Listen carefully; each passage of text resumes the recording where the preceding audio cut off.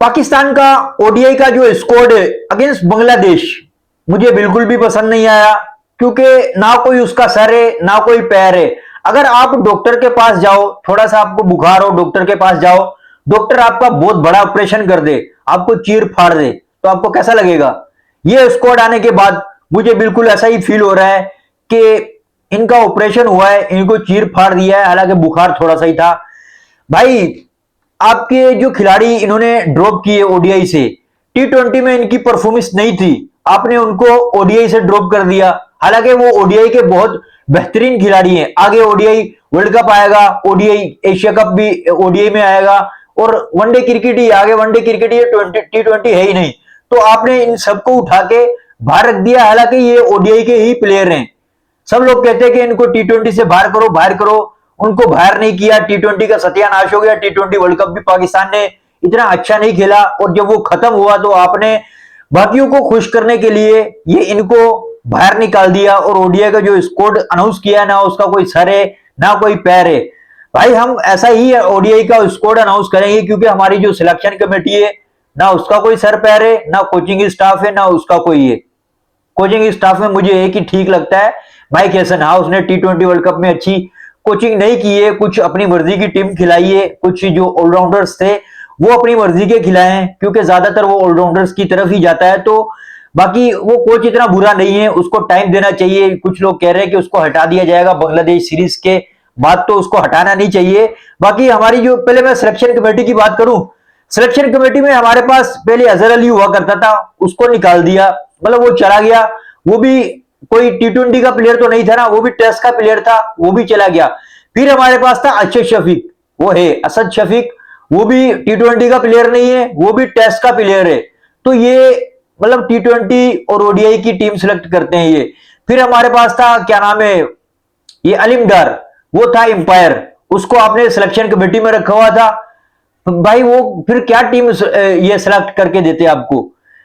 अलीम डार ने आपको ये टी20 की ये जो टीम बताई थी, उसमें वो मोहम्मद रिजवान को भी रख रहा था, और मोहम्मद रिजवान को कहां पर रख रहा था? 5 या 6 नंबर पर। भाई, इससे अच्छा वो सिलेक्शन कमेटी में नहीं आता ना, तो वो ठीक था। तो उसने रिजाइन कर दिया, अच्छी बात है कि उसने रिजाइन कर दिया, वरना कुछ और भी हालात खराब हो सकते थे हमारी टीम के। बाकी ये जो मैंने आपको नाम बताया ना, ये सिलेक्शन कमेटी में होने ही नहीं चाहिए। सिलेक्शन कमेटी में अगर कोई होना चाहिए, या शाहिद अफरीदी को रख लो, या क्या नाम है, शुएब अख्तर को रख लो, या सईद अजमल।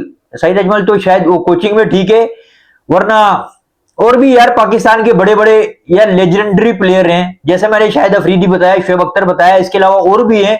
अगर वो सिलेक्शन, मोहम्मद हफीज, ये सिलेक्शन कमेटी में हो ना, तो ये डंडा देके रखेंगे, और आपको जो टीम है ना वो भी अच्छी सिलेक्ट करके देंगे। ये जो आजकल के खिलाड़ी है बड़े उड़ते हैं, ये किसी को टिकने नहीं देते ना। तो मोहम्मद हफीज भी पहले आया था, उसकी भी कोई नहीं सुनता था, शायद अफरीदी भी आया था, तो वो इसी वजह से गए थे कि उनकी कोई सुनता तो है नहीं। तो भाई, जो अभी हमारी सिलेक्शन कमेटी है या जो कोचिंग स्टाफ है, उसकी भी मुझे कोई समझ में नहीं आती है। अभी पता नहीं, कह रहे थे कि सर्जरियां वर्जरियां होगी, वो उन्हीं के ऊपर होगी, खिलाड़ियों के ऊपर नहीं होगी, खिलाड़ियों के ऊपर हो ही नहीं सकती। टी20 जब स्टार्ट होंगे ना, तो वही खिलाड़ी आपको दोबारा टी20 के अंदर नजर आएंगे। बाबर आजम भी नजर आएगा, साइम अयूब भी नजर आएगा, और भी खिलाड़ी वही आपको टी20 के अंदर नजर आएंगे। अभी जहां से नहीं निकालना था, वहां से इन लोगों ने निकाल दिया है। टी20 है भी नहीं, दूर दूर तक टी20 नजर भी नहीं आ रहा है। तो जो हमारा स्क्वाड है ना, ये क्या नाम है, ओडीआई का, हम इसके ऊपर थोड़ी नजर डालते हैं और खिलाड़ियों पर बात करते हैं कि कौन कौन से खिलाड़ी क्या क्या परफॉर्मेंस दे रहे थे।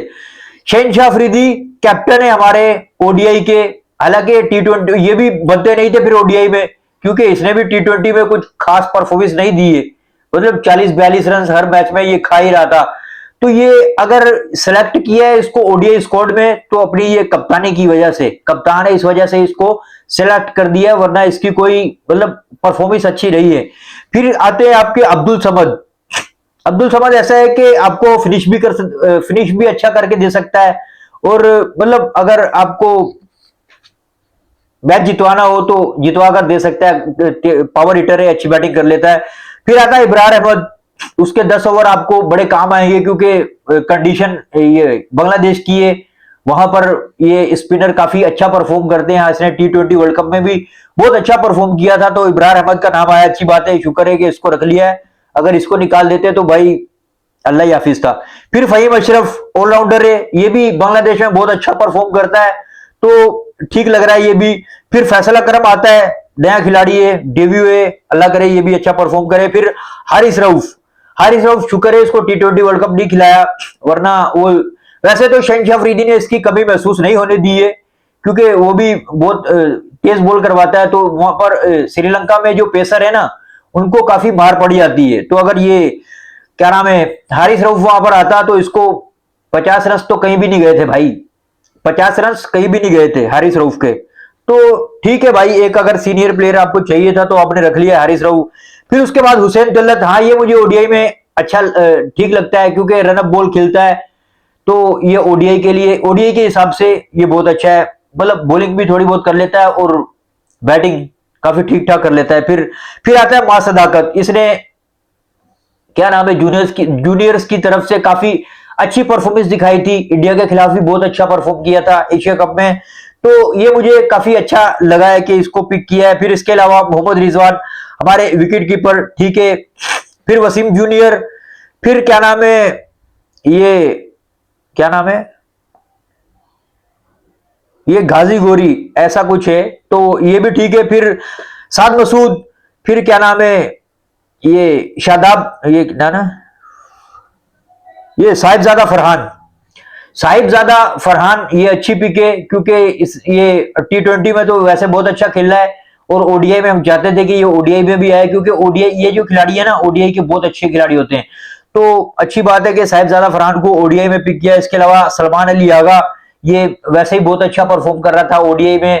T20 की इसकी परफॉर्मेंस अच्छी नहीं थी, लेकिन जो ओडीआई और T20 है उसको थोड़ा अलग अलग रखना चाहिए। जैसे इन्होंने वो T20 की जो परफॉर्मेंस थी, बाबर आजम या साइम अयूब, इनको मिला दिया ये ओडीआई से, और ओडीआई से इनको ड्रॉप कर दिया है, तो इनको थोड़ा अलग अलग रखना चाहिए था। ओडीआई में इनको रखना चाहिए था, लेकिन उनको नहीं रखा।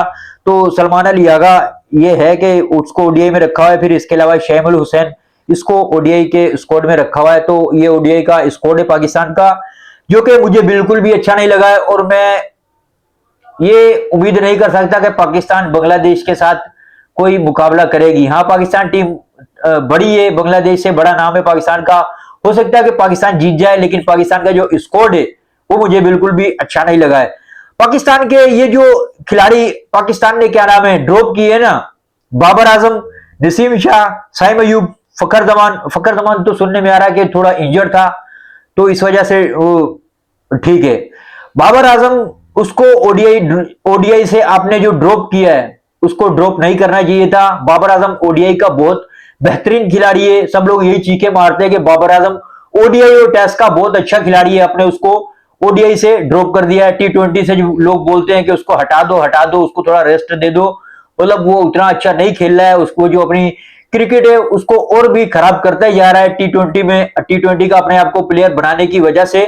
तो भाई आपने उसको ओडीआई से ड्रॉप कर दिया है, आगे ओडीआई वर्ल्ड कप आ रहा है, बाबर आजम की आपको जरूरत है, एशिया कप ओडीआई का है, सारे मैचेस ही आपके ओडीआई आ रहे हैं, T20 वर्ल्ड कप दूर दूर तक नजर नहीं आ रहा है, तो आपने उठाकर बाबर आजम को ड्रॉप कर दिया है ये ओडीआई से। नसीम शाह भी ओडीआई में होना चाहिए था। साइम अयूब की भी परफॉर्मेंस, चाहे आप ऑस्ट्रेलिया के खिलाफ ले लो, चाहे आप क्या नाम है साउथ अफ्रीका के खिलाफ ले लो, इसने बहुत अच्छी परफॉर्मेंस दिखाई है जब ओडीआई में खेला है। हाँ, T20 में उस तरह नहीं खेल रहा है, लेकिन जो ओडीआई की परफॉर्मेंस है वो तो अच्छी है ना साइम अयूब की, तो आपने इसको उठाकर ओडीआई से भी बाहर कर दिया है। ओडीआई से बाहर नहीं करना चाहिए था, T20 की परफॉर्मेंस पर आपने इसको ओडीआई से बाहर कर दिया। हमारे यहाँ भाई उल्टा ही होता है, जो टेस्ट में अच्छा परफॉर्म करता है, भले वो टेस्ट का भले वो क्या नाम है 150-200 बॉलों पर 50 रन क्यों ना बनाए, वो टेस्ट में अगर अच्छा परफॉर्म कर रहा है तो आप सबसे पहले क्या करते हो, उसका नाम उठाकर T20 में डाल देते हो। यही होता है हमारे यहाँ, सारा सिस्टम ही उल्टा है। जो एम्पायर है वो हमारी सिलेक्शन कमेटी में बैठा होता है, जो टेस्ट प्लेयर है वो T20 की सिलेक्शन कमेटी में बैठे हुए हैं, तो भाई सारा कुछ सिस्टम ऐसा ही चल रहा होता है। ये अगर देखो, ये और भी नाम हो सकते थे इस ओडीआई स्क्वाड में, जैसे कि हसीबुल्ला खान, इसको पहले आपने ओडीआई में रखा हुआ था और ये आपने उसमें मैच नहीं खिलाया इसको, और जब ये बांग्लादेश के खिलाफ आपने ये ओडीआई स्क्वाड अनाउंस किया है उसके अंदर ये हसीबुल्ला खान है ही नहीं। हसीबुल्ला खान अच्छा खिलाड़ी है, अगर उसको चांस मिलेगा तो वो परफॉर्म करेगा, वैसे उसके साथ बहुत ज्यादा ज्यादतियां हो रही है, जैसे उसको चांस नहीं मिल रहे हैं। फिर क्या नाम है हसन नवाज, पिछले जो क्या नाम है सीरीज थी उसके अंदर वो ये था, इसने 50 भी मारी थी, एक दो मैच मिले थे इसको, लेकिन इस स्क्वाड में ये नहीं है, पता नहीं है इसको क्यों निकाल के रख दिया है। कामरान गुलाम ये भी अच्छा ओडीआई का खिलाड़ी है, इसको भी आपने नहीं रखा। अब्दुल्ला शफीक, हाँ इसकी परफॉर्मेंस उस तरह नहीं थी, लेकिन ओडीआई में इसको लेकर चलना था अब्दुल्ला शफीक को, लेकिन आप इसको भी नहीं लेकर गए। सऊद शकील, आप उसको भी ओडीआई स्क्वाड में नहीं लेकर गए। हाँ ये थोड़ा टेस्ट में अच्छा खेलेगा तो ये आपको टी20 में नजर आएगा, ये टी20 का जो स्क्वाड है ना उसके अंदर नजर आएगा, हालांकि इसकी टी20 में बिल्कुल भी जरूरत नहीं है, लेकिन आपको ये वहां पर नजर आएगा। ये वो खिलाड़ी है जो टी20 में नहीं बल्कि ओडीआई में होने चाहिए। सऊद शकील अच्छा खिलाड़ी है, टेस्ट भी अच्छा खेलता है, ओडीआई भी आपको अच्छा खेलकर दे सकता है, और आपने रखा ही नहीं उसको ओडीआई में। आमिर जमाल अच्छा ऑलराउंडर है, बैटिंग भी बहुत अच्छी कर लेता है, बॉलिंग भी आपको बहुत अच्छा ऑलराउंडर मिल सकता है आमिर जमाल की शक्ल में, लेकिन आपने उसको नहीं रखा ओडीआई स्क्वाड में, टी20 में तो आपने वैसे ही नहीं रखना। इमामुल हक वो भी ओडीआई का प्लेयर है, आपने उसको भी नहीं रखा।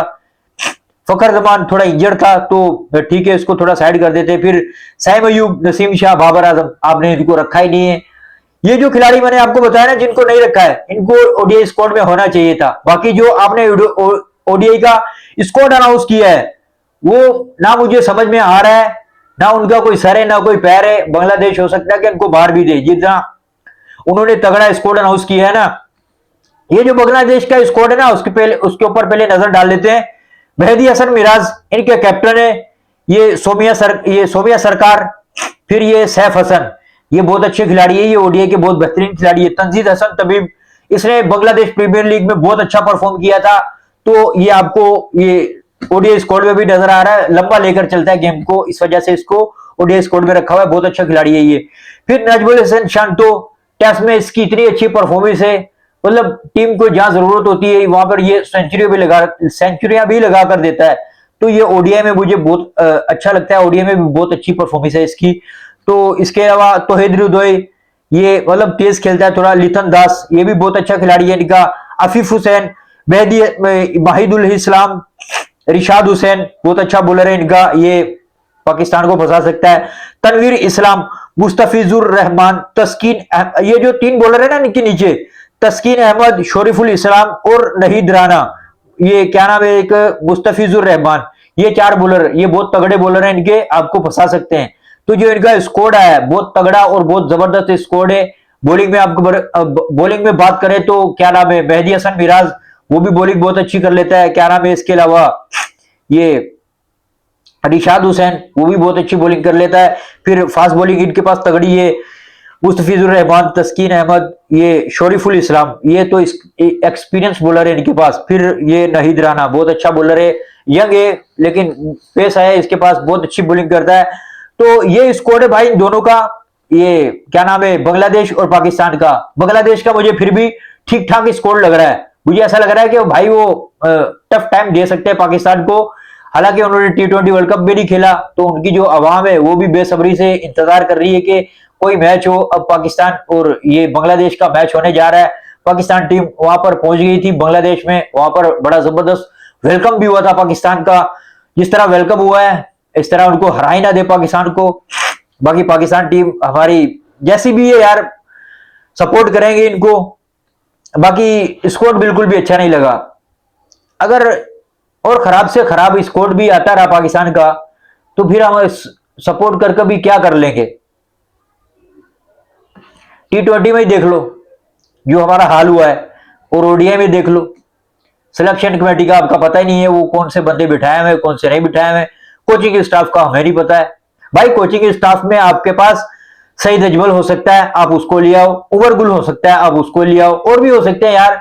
पाकिस्तान नजर डालते नहीं है ये लोग, वही दो पहले रखते हैं उनको निकाल देते हैं, फिर बाद में अगली सीरीज के बाद फिर वही ले आते हैं। अब आईका सर रखा हुआ है, वो अच्छा कोच है, लेकिन अभी सुनने में आ रहा है कि उसको बांग्लादेश के बाद निकाल देंगे। भाई वो अच्छा कोच है, उसको थोड़े चांस देने चाहिए।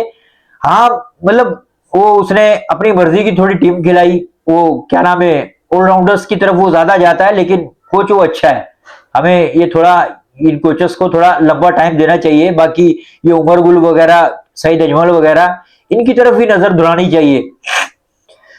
तो बाकी मजा नहीं आया पाकिस्तान के स्क्वाड का। और एक क्या नाम है, रिक्वेस्ट आपसे ये है कि मेरे जो चैनल है उसको सब्सक्राइब जरूर करना, ताकि मेरी जो हर नई आने वाली वीडियो आपको मिल सके।